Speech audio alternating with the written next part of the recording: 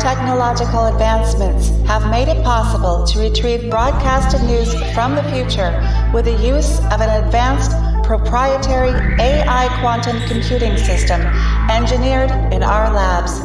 We at Navigator News Network are the first and only news source to retrieve, delineate, and make available to the public portions from these transmissions, less any information that is deemed to potentially compromise the timeline and global security. And now, here is News from the Future.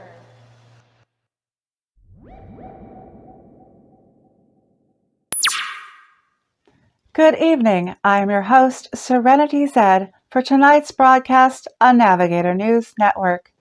We help you navigate through the silly horseshit and lead you to the truth as we deliver tomorrow's news today. Our first story in this report has been retrieved from July 13th, 2022. Research has found a correlation between soft drinks and gullibility. Scientists at Dilbert University have discovered evidence that people who consume an excess of 2 soft drinks a day on a regular basis are 3 times more likely to believe fake news like CNN and MSNBC, far-fetched lies, and fake fact-checking sources. As many as 36% of the soda-drinking participants in the study even believed much of the satire presented to them to be real. Those numbers nearly doubled when participants regularly watched in excess of 20 hours of TV per week. The study also concluded while the belief in things like QAnon and that the swamp would be drained was mainly attributed to hope and sometimes a lack of critical thinking, that soda also played a role some of the time. Lead scientist Dr. Lori Shamir briefed us on this breakthrough discovery, saying, "It's a giant leap in understanding why some people believe obvious falsehoods while others see through things like propaganda and false conspiracy theories." The research has further shown that those who spend too much time on social media have trouble distinguishing fact from fiction. It's an overload of informational input that leads to this lack of critical thinking, Dr. Shamir said.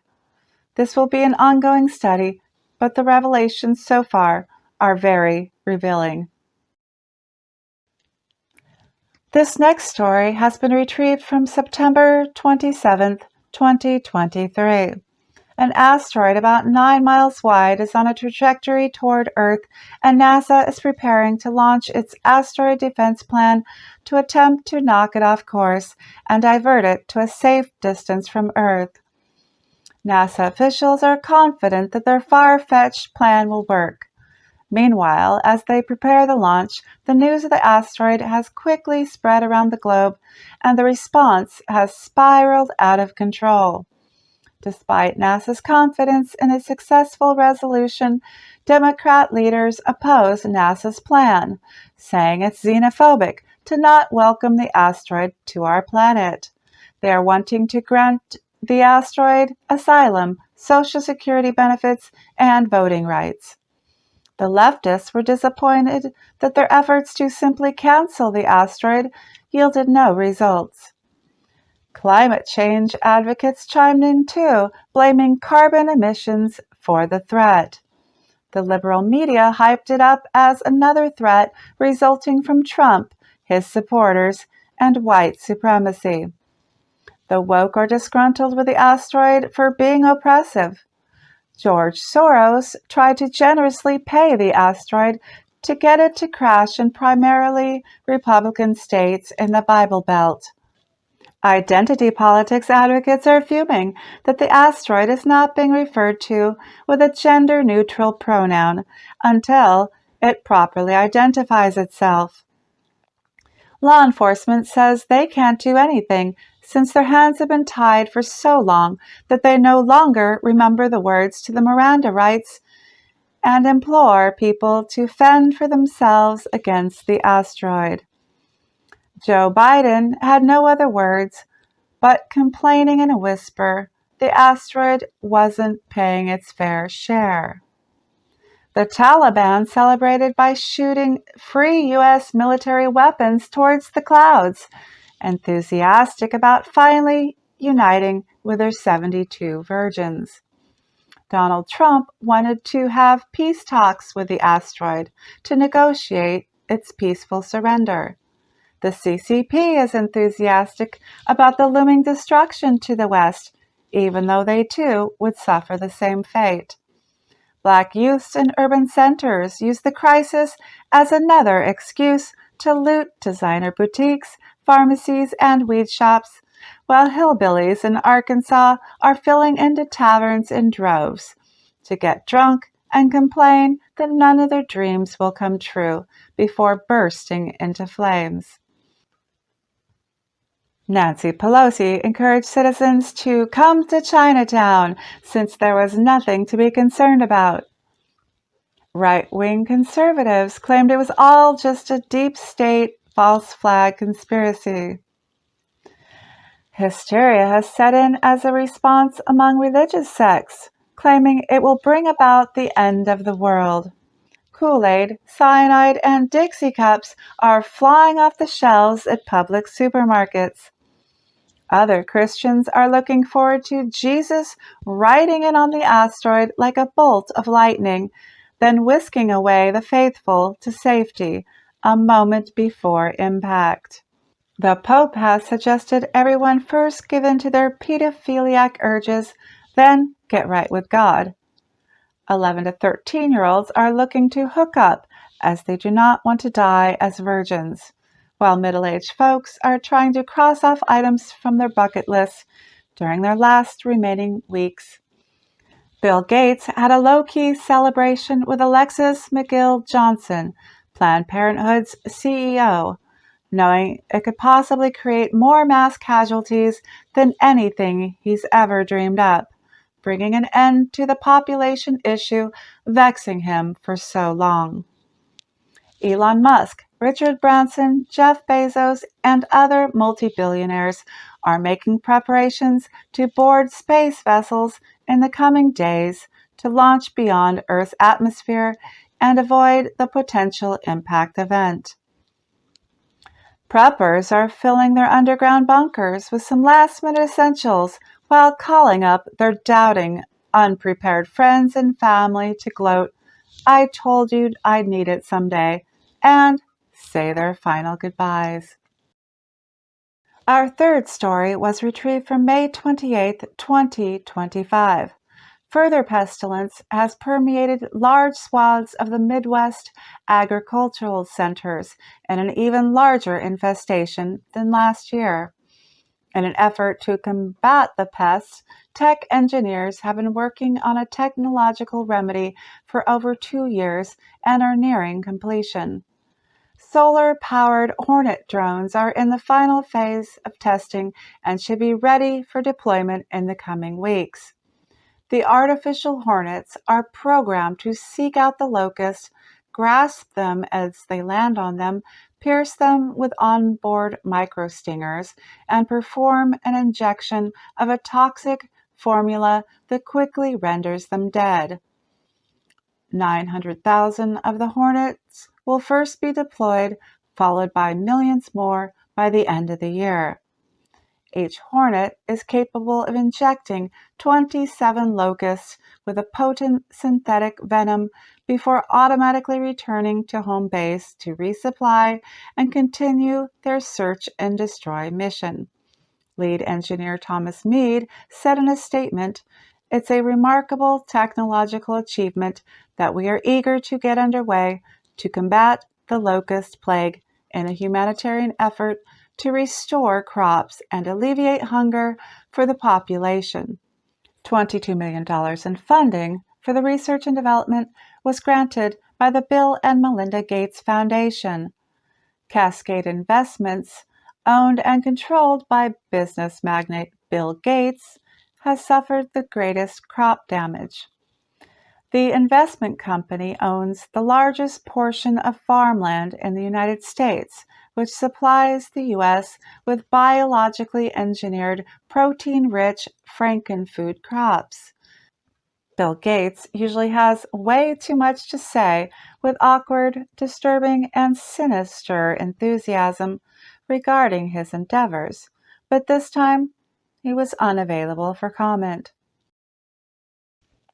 This next story was retrieved from September 23, 2047.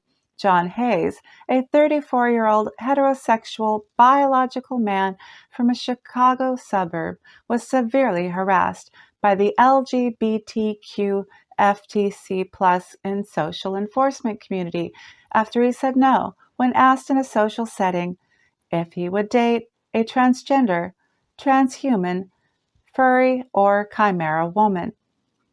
He was called transphobic, spit on, and then punched several times in the face by two bizarre-looking suspects that identify as God only knows what. He repeatedly yelled out in pain, reasoning that he preferred biological human females without modification in hopes that the simple and truthful explanation would end the assault. The proselytized story of John's alleged discrimination was posted on social media platform Shout, and the embellished story went hugely viral. Shortly thereafter, he was doxxed, and his personal information was spread online. For the past week, he has received multiple repeated death threats and slurs, his car windshield smashed, and his mailbox destroyed with explosives. People from the social enforcement community also allegedly came to his place of employment to harass him, which has led to his termination at his job of over 6 years. When asked if he would have replied differently after his intense ordeal, he said he now prefers to just not date at all, and he would state that if ever asked again.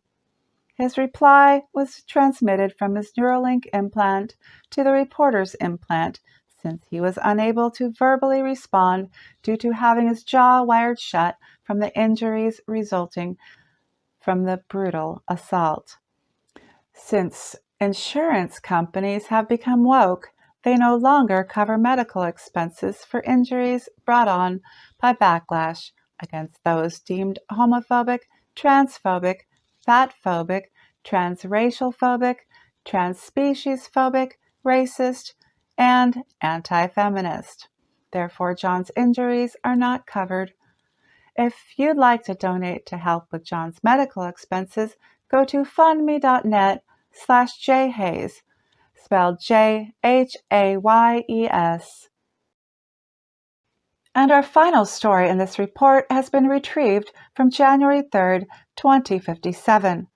An advanced AI has gone rogue and taken over control of everything connected to the Internet of Things. Among the devices that have been dominated, Empress Overlord Pelosi's life vat was hijacked and life support cut off, ending her life and her 27-year reign as her self-titled position of Empress Overlord. Soon after, riots erupted in the streets by those who enjoy being controlled, as well as celebrations of joy by freedom rebels. To quell the hysteria and chaos that has been ongoing for millennia, the AI then took control of citizens' Neuralinks. The AI implemented deep brain stimulation in the neural network of the amygdala and the hypothalamus, where aggressive behavior is centered, and as a result, the citizens have become more docile. It also activated an increase in oxytocin to promote kind feelings and peace-loving thoughts. We at the Navigator News Network are excited about this change of events that has led to world peace after millennia of war, division, and chaos.